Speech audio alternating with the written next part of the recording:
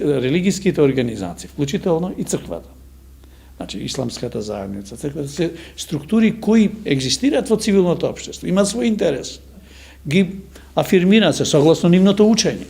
И тука нема никаков проблем. Но во онај момент кога тие ќе ги искористат механизмите на партиското организирање, механизмите на личното пријателство, на невладини структури и така натаму, и почнат да постануваат фактор, тогаш веќе настанува општествената дебата за границите меѓу цивилното и општеството.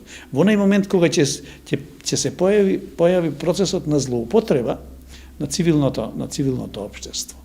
И тие ќе се наменат како јавно или како доминантни политички ставови. Ја мислам дека македонското општество и македонските институции имаат јасен концепт, без разлика какви се дебатите во цивилното општество.